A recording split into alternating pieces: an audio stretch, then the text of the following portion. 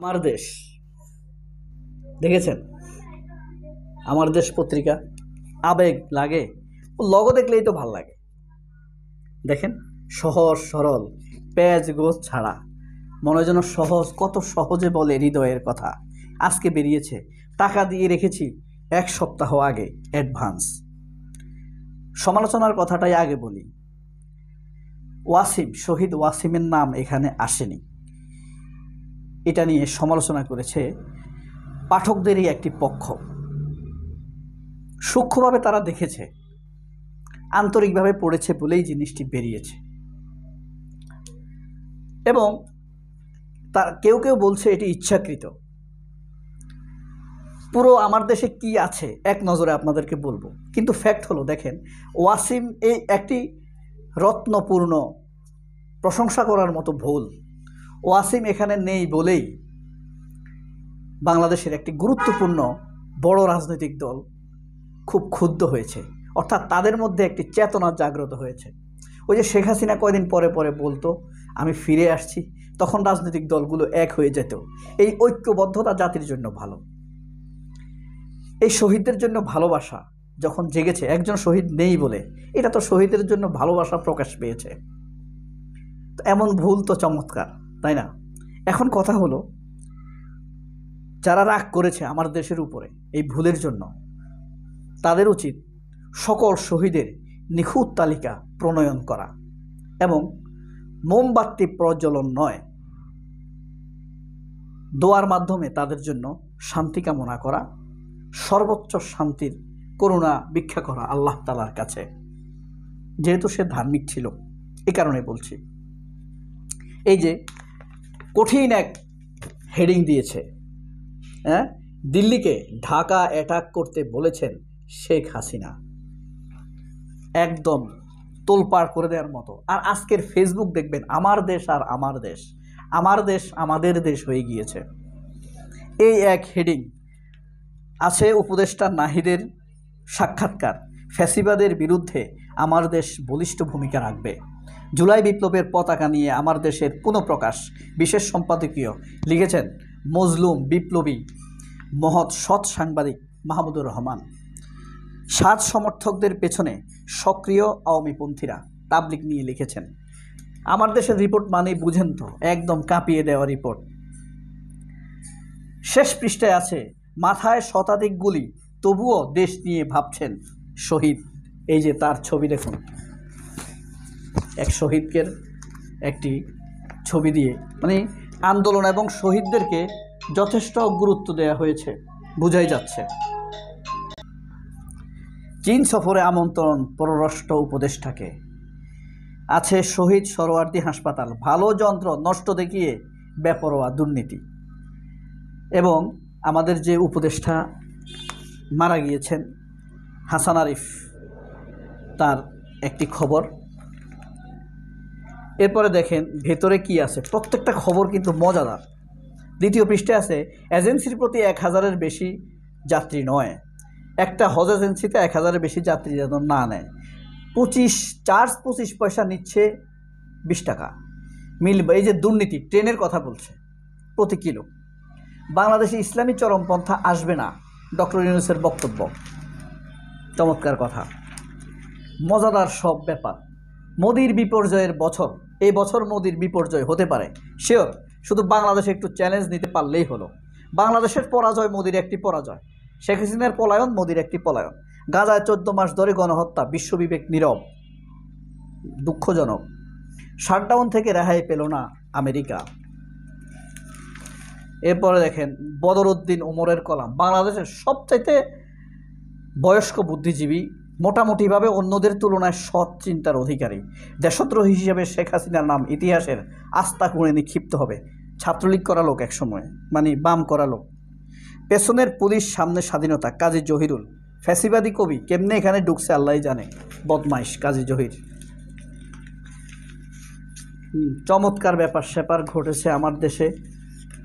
এরপরে আছে আপনার, আজকের পত্রিকায় কিন্তু আন্দোলনকারী অনেকের কলাম আছে, এই যে আপনাদেরকে সেটি দেখাই, দেখুন। আজকে একটা রিভিউ পর্ব এটা। এই যে দেখেন,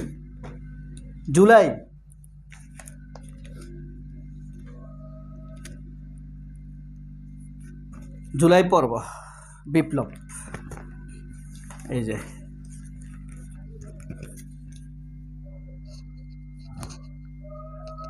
দেখেছেন, গণ অভ্যুত্থান ছিল স্বতঃস্ফূর্ত, মিজানুর রহমান আজহারের লেখা, দেখতে পাচ্ছেন। নতুন ভোরের বাংলাদেশ, আজহারের লেখা এটা।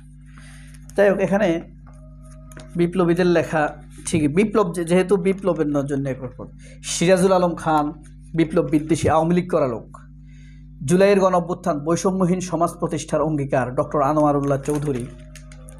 শেষ পৃষ্ঠা থেকে দেখি না, গণ অভ্যুত্থানে ছাত্রীদের সংগ্রাম, নুসরাত তাবাসসুম। চিনেছেন নুসরাত তাবাসসুমকে?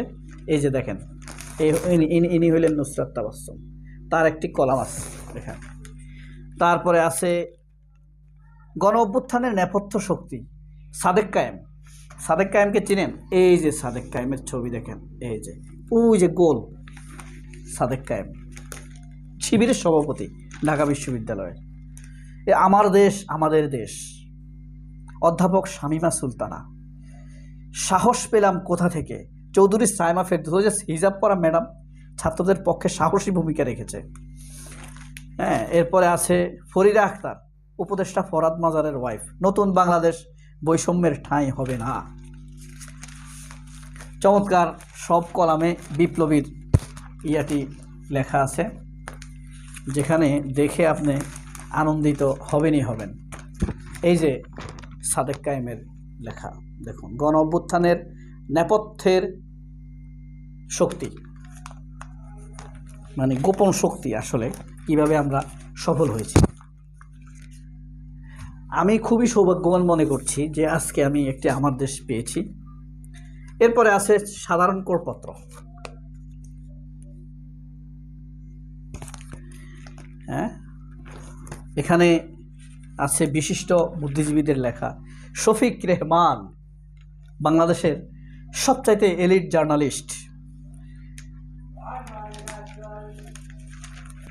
ফরহাদ মজার, আমাদের স্বামী স্ত্রীর লেখা একসাথে প্রকাশিত হয়েছে। আমাদের অভিনন্দন, আমাদের প্রত্যাশা। অসংখ্য প্রচার মাধ্যমের ভিড়ে একটি গণমাধ্যম, ডক্টর আহমদুল্লাহ হুজুর, হ্যাঁ, শায়েখ আহমদুল্লাহ, কামাল আহমেদ। গণতন্ত্র, সংবাদ মাধ্যমে স্বাধীনতা দুটো চাই। শওকত মাহমুদ, প্রেস ক্লাবের সভাপতি, তার লেখার নাম হলো মধ্যপন্থাই সেরা পথ। সাহসের ঘণ্টা ধ্বনি, মারুফ কামাল, খালেদা জিয়ার প্রেস সেক্রেটারি ছিলেন। কত ব্যর্থ প্রেস সেক্রেটারি, আমি একে কখনোই সফল মনে করি না। বড় সাংবাদিক হতে পারে, এই যে ডক্টর ইউনূসের প্রেস সেক্রেটারি এখন শফিকুল আলম, এটা তো 2 মাসের মধ্যে ব্যর্থ হয়ে গিয়েছে। কোনো অপপ্রচার রুখতে পারেনি, বিশ্ব মিডিয়ায় বাংলাদেশকে নিয়ে পজিটিভ নিউজ করাতে পারেনি।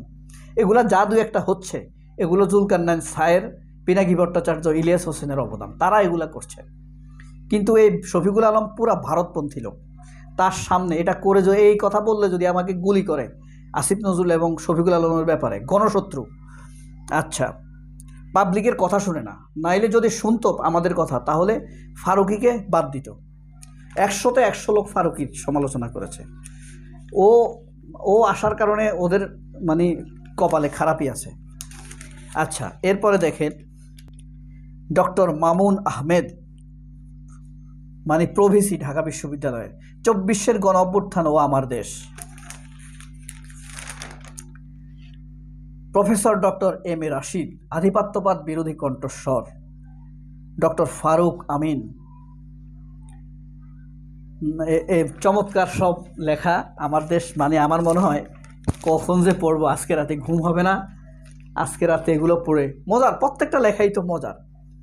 সুযোগ পেলে আপনারা পড়বেন, কিনে পড়বেন, পাশের কাছ থেকে নিয়ে পড়বেন, আর নয়তো আমাকে জানাবেন। আমার ডেসক্রিপশন